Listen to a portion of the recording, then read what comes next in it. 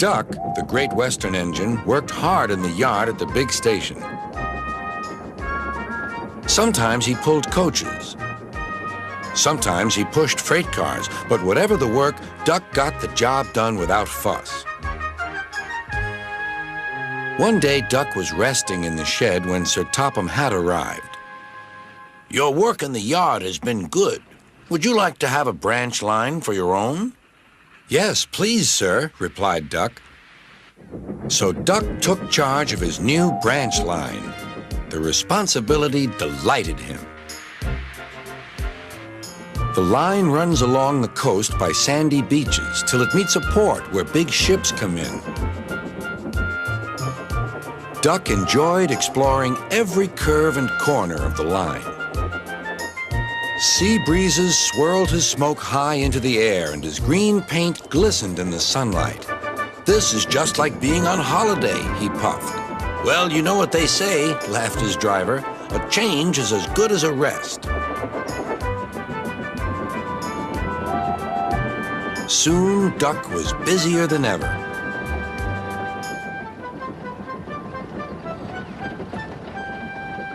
Sir Topham Hatt was building a new station at the port.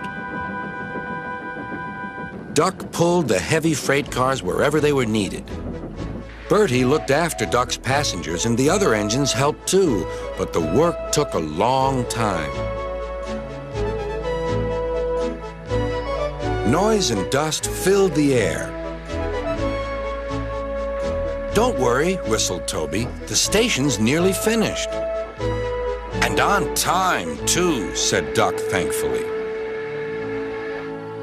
Duck felt his responsibility deeply and talked endlessly about it. "You don't understand, Donald, how much Sir Topham Hatt relies on me." "Ach, aye," muttered Donald sleepily. "I'm Great Western, and I—" "Quack, quack, quack." "What?" "Ye heard? Quack, quack, ye go. Sounds like ye'd an egg laid. Now wheesht and let an engine sleep." "Quack yourself," said Duck indignantly. Later, he spoke to his driver. "Donald says I quack, as if I'd laid an egg." "Quack, do you?" pondered his fireman. He whispered something to Duck and his driver. They were going to play a joke on Donald and pay him back for teasing Duck. The engines were busy for the rest of the day, and nothing more was said.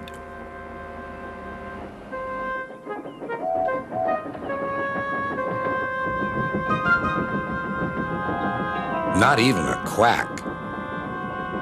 But when at last Donald was asleep, Duck's driver and fireman popped something into his water tank.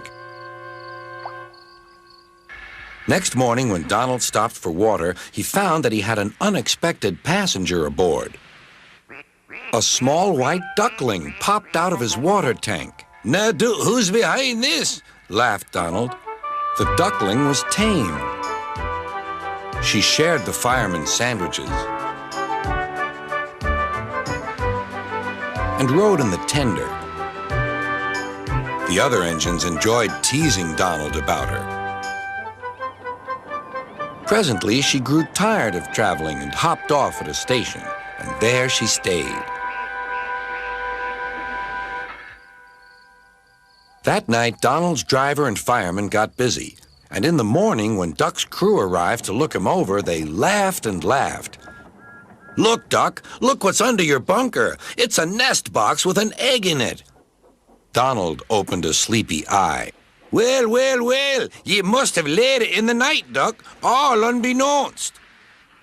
Then Duck laughed too. "You win, Donald. It'd take a clever engine to get the better of you." There's a pond near the duckling station. Here she often swims and welcomes the trains as they pass by. The station master calls her Dilly, but to everyone else, she is always Donald's duck.